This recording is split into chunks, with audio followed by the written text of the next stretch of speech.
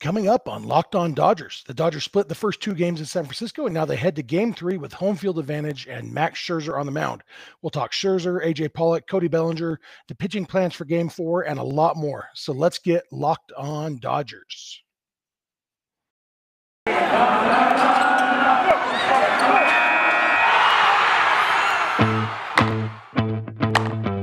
You are Locked On Dodgers, your daily Los Angeles Dodgers podcast. Part of the Locked On Podcast Network, your team every day.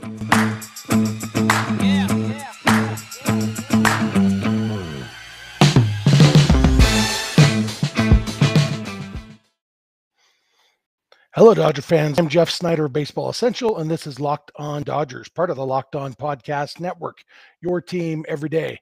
Vince and I are doing a split episode today, so he will be with you for the second half of this show. Thank you for making Locked On Dodgers your first listen every day. Remember, this show is free and available on all podcast platforms and on YouTube simply by searching for Locked On Dodgers. This is the daily podcast covering the world champion Los Angeles Dodgers, bringing you the smart fans' perspective on our boys in blue. As I said at the top, we're going to talk a lot about the first two games of the Dodgers-Giants series, not really recapping them. I'm sure that everyone listening to this podcast either watched the games or at least knows what happened. The Dodgers split the first two games in San Francisco with the Giants, losing 4-0 to Logan Webb on Friday, and then beating the Giants 9-2, I believe, on Saturday. And so, a lot to talk about those games. We got a lot to talk about the future coming up. And so that's the plan for today. First, I want to remind you, please subscribe or follow Locked On Dodgers on YouTube and or wherever you get podcasts. Just follow everywhere. And, when you get in your car or sit on your couch, tell your smart device to play podcast Locked On Dodgers. So unfortunately, but not surprisingly, the umpires played kind of a big part in the first two games of this series already. Carlos Torres made some pretty bad calls early in the game on Friday that may or may not have contributed to the Dodgers basically helping Logan Webb a lot, chasing a lot of pitches outside the zone. Hard to tell if they were doing that because of the calls by Torres early or just because the fact is Logan Webb's a very good pitcher. Not every chase is a failure by the hitter. Sometimes it's a victory by the pitcher. And so Logan Webb is a very good pitcher. And so he does get a lot of chases. Obviously, it would have been really nice if the Dodgers hadn't done so much of that. And it's tough to know how much of that was because of the umpiring. But then on Saturday, Angel Hernandez, when you have a rough game behind the plate umpiring, and then the next day you get Angel Hernandez, it's like, okay, now I remember why I want robot umps. Angel Hernandez was bad. He finished off at 91%, which actually means that he was quite a bit better the second half of the game than the first half. So maybe the pitchers just stopped throwing borderline pitches. I don't know, but overall 91%. I've mentioned this before. That sounds like an A-. It's not, because the umpire's job is to get them all correct. And so 91% is pretty darn bad. Average is 94, which is 94 is way lower than I would like, and that's the average. 91 is really bad. Angel Hernandez was really bad. It was against both teams, regardless of what you'll read on Giant social media. Both teams were victims of Angel Hernandez. According to run expectancy, it was actually more in favor of the Giants than the Dodgers, but there was definitely a strikeout looking on Darren Ruff that was not in the strike zone. But then the Giants' first run was scored by a guy who was only on base because Angel Hernandez missed a called strike 3. So all in all, just a rough couple of games for umpiring. I'm hoping that the umpiring will get better because I don't believe in blaming umpires for losses. I just don't like bad umpiring. I enjoy baseball more when the umpires are good at their jobs because I watch baseball for the baseball players. That's where I get my human element. I don't need to get human element from the umpires. I want the umpires to be as close to perfect as possible, which is why as soon as the technology is ready, I am totally in favor of the guy squatting behind a 220-pound man is no longer in charge of calling balls and strikes with his obstructed view. So as soon as the technology is ready, I'm ready for that. But, I'm not going to spend too much time on the umpires because it is what it is, and hopefully it'll get better. I do want to talk a little about AJ Pollock. There was a lot of talk going into game 2. AJ Pollock really struggled in the wild card game against the Cardinals. He struggled against Logan Webb. Again, everybody struggles against Logan Webb lately. But, there was a lot of talk about whether AJ Pollock was going to get the start. What Dave Roberts ended up doing was, a lot of the talk had to do with AJ Pollock or Chris Taylor. Taylor had the big home run, obviously, to win the wild card game. And then he didn't play in game one. So people were thinking, well, maybe they should get Pollock out of there, put Taylor in. Instead, they did both. They moved Cody Bellinger to first base, took Matt Beatty out of the lineup against Kevin Gausman, and put Chris Taylor in center field, left AJ Pollock in left field. And there was a lot of talk about, was that the right call?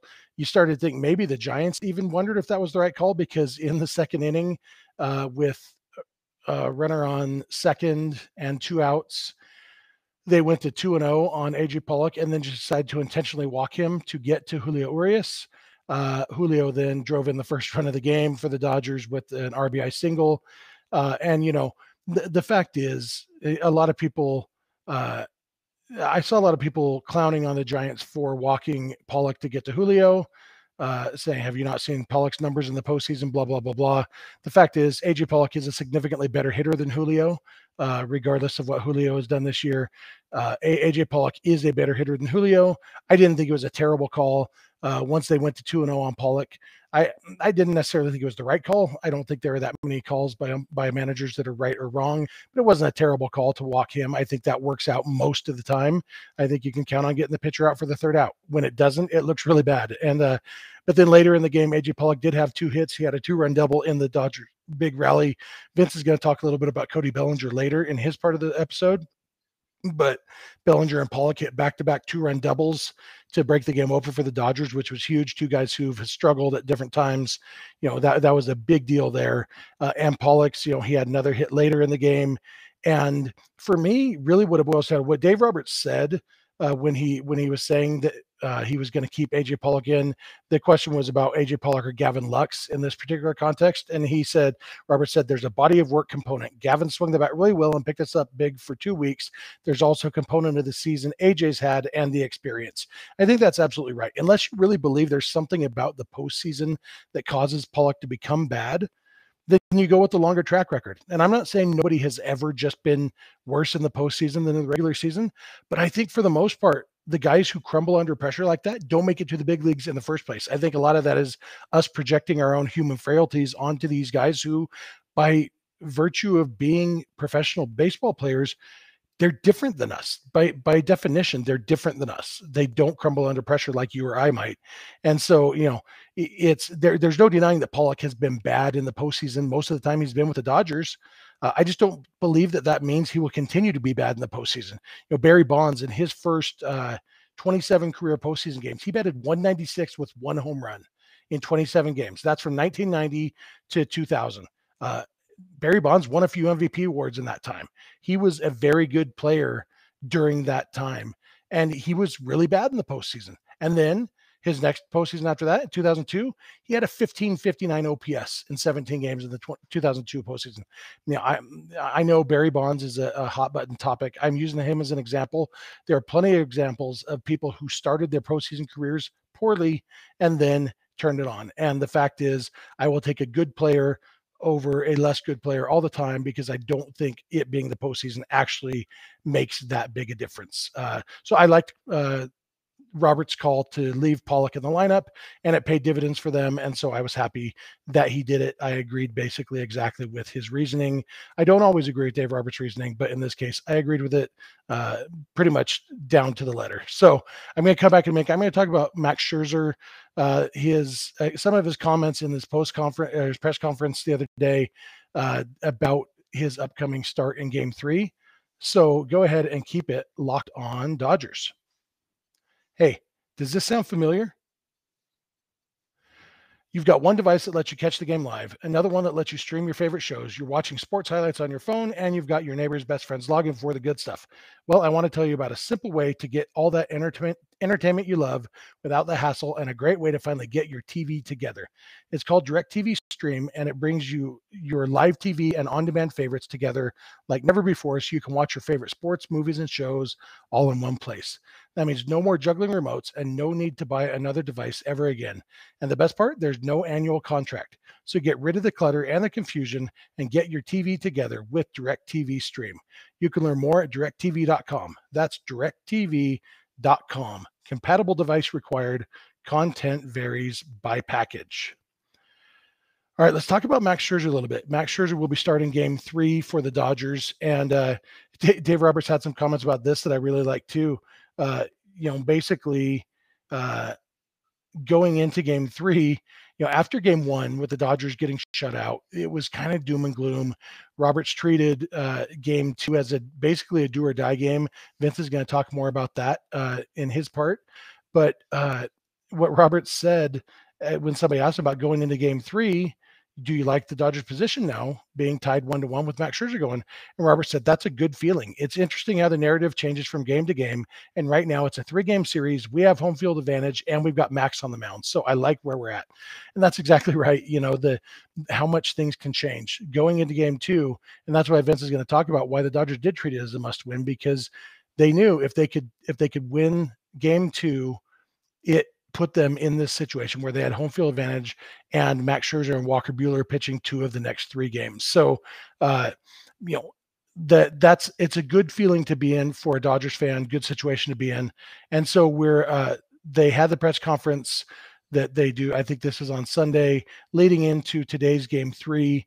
And Scherzer had some interesting comments on a couple things. One thing that will make Dodger fans feel really good, I think, is that he said that he and the coaching staff identified a mechanical issue in his delivery with his lower half mechanics, is what he said.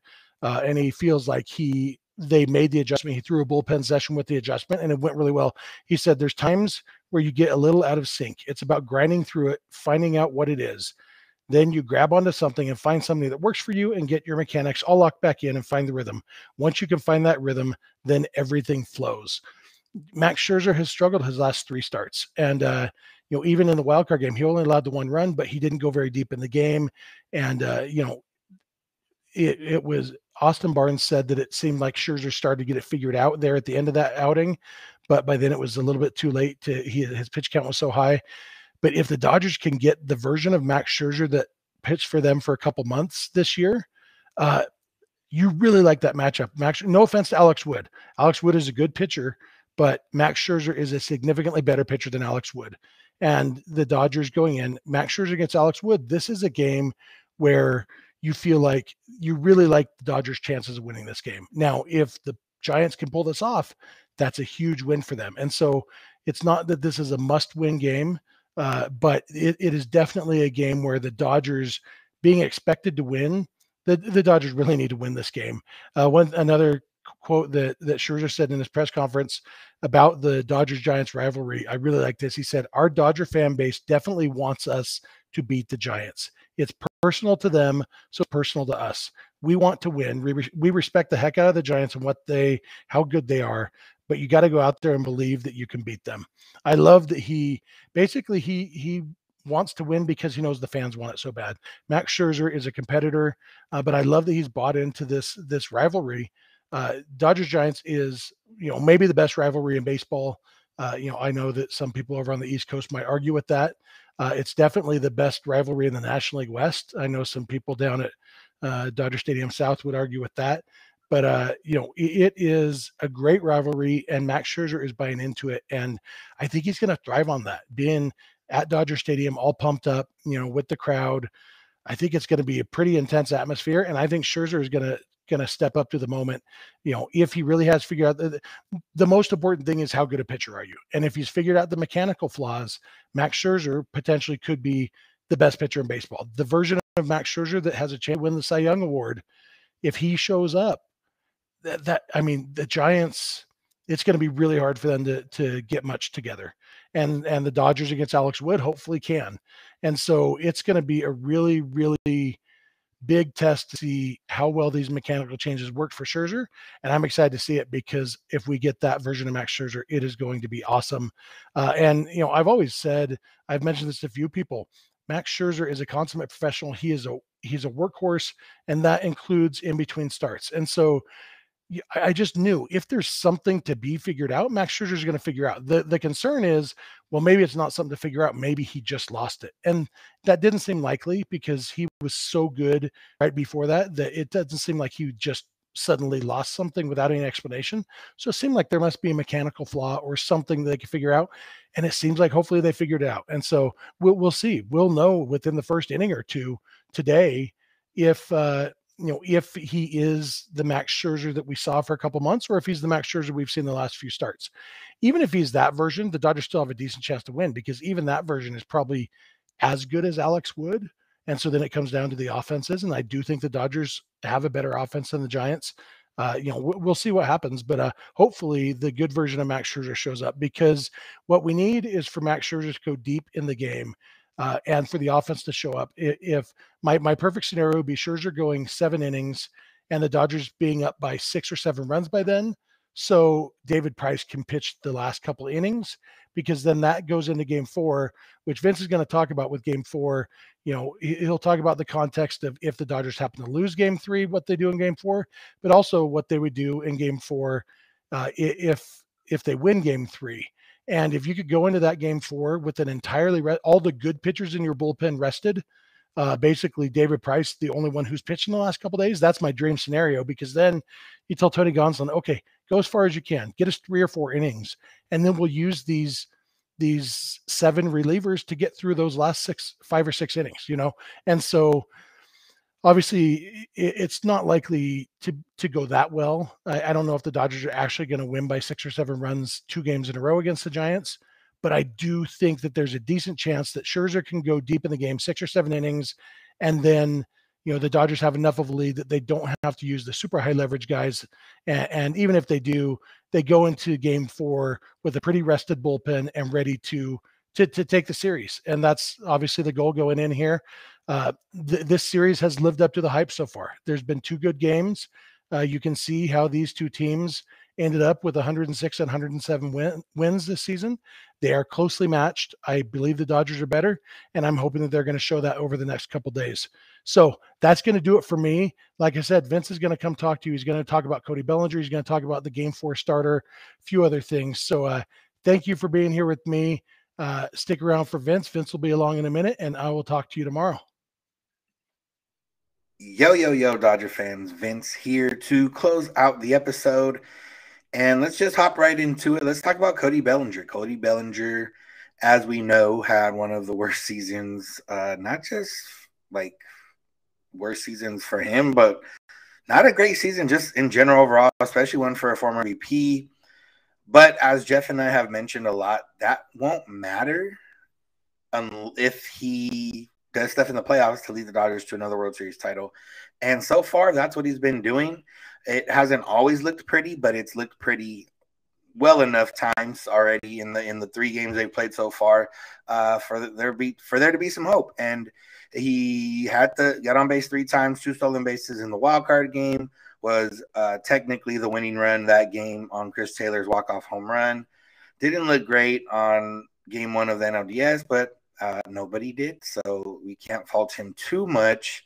And then ended up coming through in game 2 of the NLDS with the big 2-run double to put the Dodgers ahead and keep them ahead for good.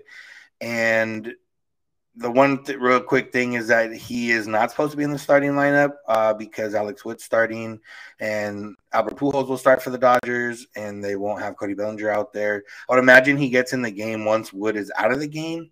I know the Giants do have some lefties in the pen, but at that point, depending how deep they go into the game, defense might become more important than offense if the Dodgers get them out early. So we'll see what happens there. But, Cody Bellinger, he continues to just find ways, or not continues, but it's been 2 games.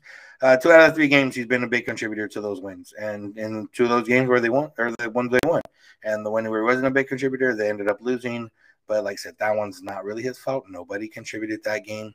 So I like what we're seeing from Bellinger. He's still providing the good defense. It hasn't really came out yet. He hasn't had to make any ridiculous plays, but we all know he's out there in center field really good, and at first base if they need him there as well.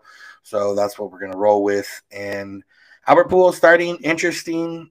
You do lose a little bit defensively at first base. He's just a little slower. It hasn't really hurt the Dodgers in too many times since he's been out there. But just knowing the playoffs and knowing how things come down to little tiny minor things, I hope that it doesn't hurt them. And I hope it helps them offensively. I hope he can come through against Alex Wood and have a big knock or a big hit or maybe even a home run and get the Dodgers going. And this is, like Jeff talked about earlier, this is the game this is the series shift. The first two games pretty evenly matched to a certain extent when it comes to pitching matchups. Webb, Buehler, both the aces for their respective teams.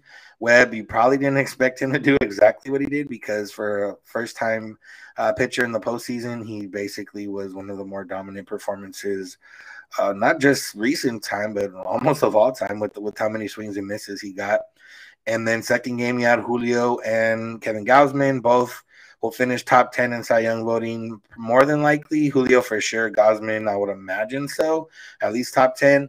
But it was still, fairly equal, even though Julio had probably been the better pitcher in the second half of the season. And Gausman was really good in the first half of the season. But this is where it shifts. Max Scherzer, Alex Wood. On paper, the Dodgers should win this game. And that's what they need to go out and do. Have faith in Scherzer and have faith in just the adjustments that need to be made if Alex Wood does last long into the game or if he doesn't last long into the game. And I'm looking forward to it. I'm going to come back, talk a little bit about what happens if they don't end up winning Game 3 and just a couple other news and notes about the Dodgers. So make sure to keep it locked on Dodgers. Built Bars are the best tasting protein bars. If you've heard that before, it's because we've told you a lot of times, probably over 100 times already if you're a constant and frequent listener. And if you haven't, let me tell you again, Built Bars, best tasting protein bars out there, hands down. They're all covered in chocolate, which is a very good start for a protein bar. But not only are they covered in chocolate, they have a bunch of great flavors. They always have a variety of flavors. They have rotating flavors. Pretty much anything you like or you think you might like that's chocolate, they'll have. And if not, you just got to wait like a week or something. They'll probably have a new flavor that you're probably going to like. But the best part about it, they're also healthy macros. Let's check them out. 17, 18 grams of protein per bar. Great. Calories usually ranging from 130 to 180. Very great. 4 to 5 grams sugar, 4 to 5 gram net carbs. What more could you ask for out of a protein bar? Not only does it taste great, but it's healthy for you. And they're official protein bar of the U.S. track and field team, which is pretty cool. So right now, get 15% off your order with the promo code LOCKED15 at built.com.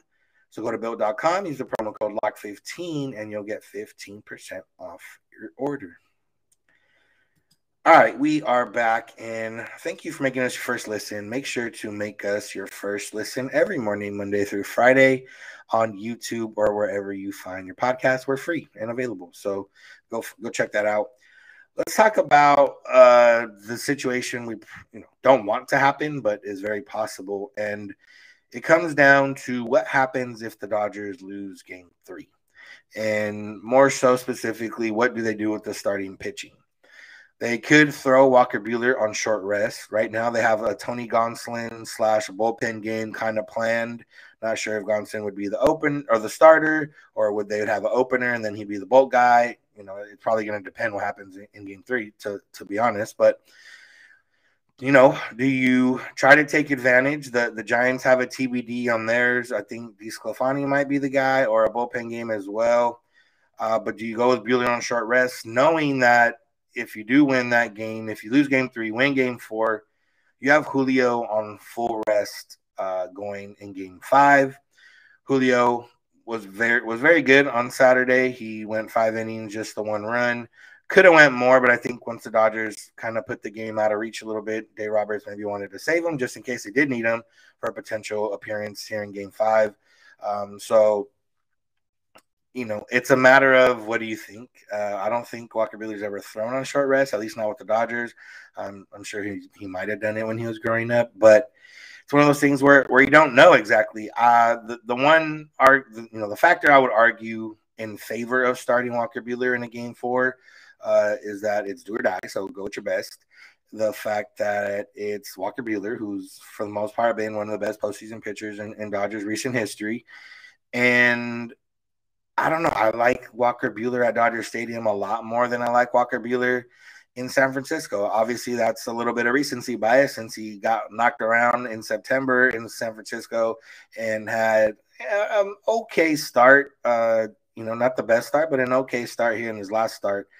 But I think for a guy like Walker Buehler, I don't know. I prefer him at home, and if you can get him and he's ready to go, and the thing is, he wouldn't have to give you 7 innings of whatever. he needs to give you 5 good innings so you can save your bullpen a little bit and have everyone full ready to go for a game 5 where you just throw the kitchen sink if Julio doesn't have it, or Julio doesn't end up going too many innings or whatever the case may be. So I wouldn't say I'm 100% in favor of it, but I'm leaning toward being in favor of starting Walker Buehler on short rest if the Dodgers don't win game 3, because you lose game 4 going with Gonsolin in a bullpen game, and you just gonna have that sitting in the back of your mind, like, what if we would have threw Buehler? And if it doesn't work out, that's the slippery slope right there.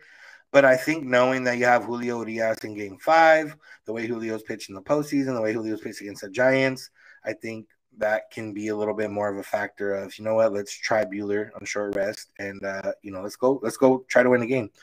And it's not a similar mentality, but just want to talk about the mentality Dave Roberts mentioned before game 2 and kind of treating that game as a do or die. And in the postseason, every game feels like do or die, but I understand what he's saying. You're not going to treat every game like do or die, especially in a 5-game series. More so in a 7-game series, you can get away with a little bit more, maybe, conceding a game a little bit more early or a little bit earlier than you thought in order to save some arms to go full bore for other games. 5-game series is a little different. You lose game 1, and the way they lost game 1 was just like, this maybe won't happen. Logan Webb thoroughly dominated them. The Giants hit a bunch of home runs in their stadium when the Dodgers never seem to hit home runs in that stadium. I'm glad Will Smith hit one on Saturday, though. But it comes down to the biggest thing is that Dave Roberts knew what the matchup is in game 3. He knew that he knows Scherzer versus Alex Wood. So game 2 becomes that do or die because you take home field advantage. Well, I think my voice cracked a little bit. You take home field advantage. You have the potential NL Cy Young pitching in game 3 against a Giants pitcher who's a solid pitcher, but not a Cy Young candidate by any means. And then you give yourself a little bit of a buffer, and that's potential buffer if you win that game 3. So, and also you don't want to go back to San Francisco.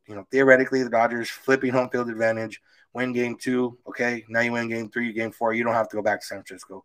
Going back to San Francisco to face Logan Webb doesn't seem enticing. Even though if Logan Webb can't replicate what he did in Friday night's win, he can still get close to it, and it'll still be benefiting them more so than it would benefit the Dodgers, obviously. So I think the mentality Roberts had was the right one, and it ended up not mattering too much as the offense kind of helped out, put them comfortably ahead. They didn't have to use any of their big arms in the bullpen, and they got to use a couple guys to see what they got. Corey Knebel, it was good to see Corey Knebel get an inning. Alex Vesia, those guys who you're not entirely sure what you're going to get out of them in October, but it was good to see that. Bruce Dargrado's had a couple good outings already, so that's a good sign too. He seems to know when it's October, maybe. He's doing pretty well. So it became a matter of, do or die. And that's, I feel like that's how he would have managed it. And he didn't have to end up managing that way because the offense got far enough ahead early enough in the game to where he didn't have to do that. But it also feels like that the rest of this game, I feel like every game now is do or die. Is it, technically speaking?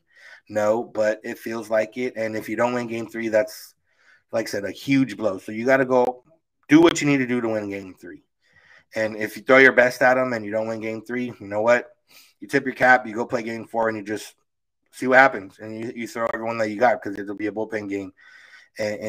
Or you go with Buehler, depending how you want to go about it. So I like the mentality, and it was, ended up working out. Not in the way that Dave Roberts might have thought, but it ended up working out because his team ended up helping them out. So it's good sign there.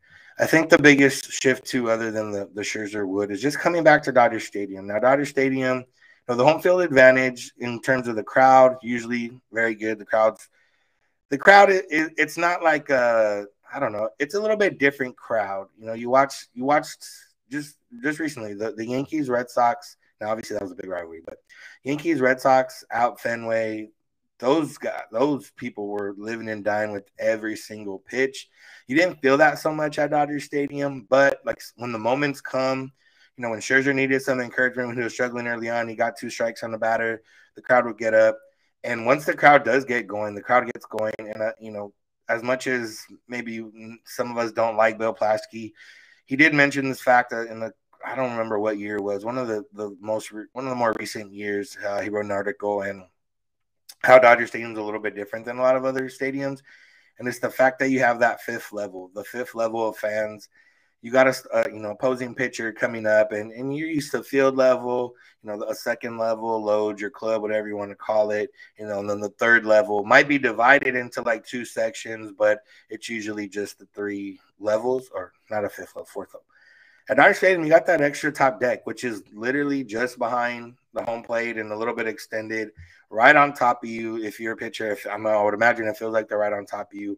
And then, it is a home field advantage. And then the other part is the Dodgers offense doesn't seem to do well in terms of power when they play in San Francisco. I talked about this last week. And even then, they scored a bunch of runs the other night, but it was just the one home run that they got. And it was from Will Smith. So the Dodgers offense can hit home runs at Dodger Stadium. We've seen it happen a lot. And what they won 16 in a row at Dodger Stadium. There's a little bit of advantage there. And I just feel like they're more comfortable playing at home. You know where the ball's going to go. It's not too much wind. You're not playing with a bunch of elements. You're not playing with a weird field that has some weird dimensions. You're playing a normal symmetrical baseball field. And I don't know. I just feel like the offense performs better at home. And I like the home field advantage. So I think the Dodgers are in a good spot. I'm excited for this game. Honestly, it's one of the more anticipated games. Obviously, this series has been one of the more anticipated series. But game one, you had high hopes for Buehler. Didn't quite work out. But, even if Buehler had just given up one run, the Dodgers still would have lost that game because Logan Webb was just, dominant. And then game two went about maybe not exactly how you expect, but I did expect them to get to Gausman. Expected Julio to keep them close or keep them in the game at the very least. And then it would just be a matter of bullpens, which I trust the Dodgers bullpen because, Buehler went pretty deep, so they were fairly well rested. They had all their big guys ready to go. They didn't end up having to use some of those big guys. So now for sure you got Kenley Jansen, Blake Trinan available in game three whenever they're needed, maybe for even some extended. Dave Roberts said that they could be stretched a little bit here since they haven't pitched in this NLDS so far. Whether that means he meant back-to-back days or maybe stretching one of them across more than 3 outs. That'll remain to be seen, and we'll see how he plays it. But hopefully Scherzer just goes 7 strong, and then you got Blake for the 8th and Jensen for the 9th, and call it good, go up 2-1 and come back with a bullpen game on game 4 and go after them. So I'm excited. That's no bones about it. And I like that the Dodgers get all the primetime games or the latest game when there's a bunch of NLDS and ALDS games. But man, it's gonna suck waiting all the way to 6:30 for this game, especially with 3 other baseball games earlier in the day. You can watch. I'm gonna watch those games because I have to watch them for work. But if you're at work, it might be a little bit. If you're at like an actual 9-to-5 type of job or wherever you work, whatever your hours are, this is like the one time I don't envy you because of your job, but I envy you because you're like probably gonna work and then get off at maybe like 5 or 6, and then the game will be on. Where I have to sit and wait and watch all these baseball games, which is fun, but you're also like, man, I wish it was 6:30 already. So yeah, I'm excited, and I'm ready to go. I know I'm not going to be on the field, but I'm ready to go. I'm ready to cheer these Dodgers on. I got my stress M&Ms. We are ready to go. Whatever routines you locked in for game 2, if you're a routine person, lock them back in for game 3. And yeah, Max Scherzer, let's go to work. Jeff brought up the quote that he said. And it's one of the first times where I was like, yes, that's exactly how we feel, because it feels like the Dodgers, obviously they had the big win last year, the World Series, but it feels like the Dodgers, like there's a lot of games that the fans probably want to win a lot more than the Dodgers in terms of like regular season. Getting swept by the Padres earlier this year, not fun. Losing a game to the Astros is just not fun. And things like that where the fans want it. And Scherzer said that the fans really want this. So now it feels personal to us. And that's just the perfect quote, and I love Max Scherzer for it. And I'm all in Max Scherzer. Let's go get it. And I'm excited to see you go out there and give me seven shutout. That's all I ask for. I don't ask for much. 7 shutout, and let's go get it. So yeah, that's gonna be today's show. That's my voice is gone. I don't know why. That's going to be today's show. Thank you all for listening. Thank you for making us your first listen every morning. If you want a second listen every morning, go to Locked On MLB with Paul Francis Sullivan, but please call him Sully. And he brings you his unique perspective on the major leagues past and present. It's also free and also available on our platforms. If you want to find us, we are on YouTube, Locked On Dodgers, or Locked On Dodgers wherever you get your podcasts. We are on social media, Twitter and Instagram at Locked On Dodgers.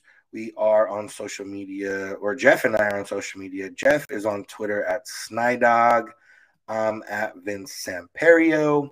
Other ways to get a hold of us are email lockedondodgers@gmail.com, or you can always send us a text or leave us a voicemail at 323-863-5625. We're here every weekday morning, and we hope you'll be with us when you get in your car, or if you're at home, tell your smart device, play podcast Locked On Dodgers, or go on YouTube and do the same. And remember, you don't have to agree, you just have to listen. Have a good one.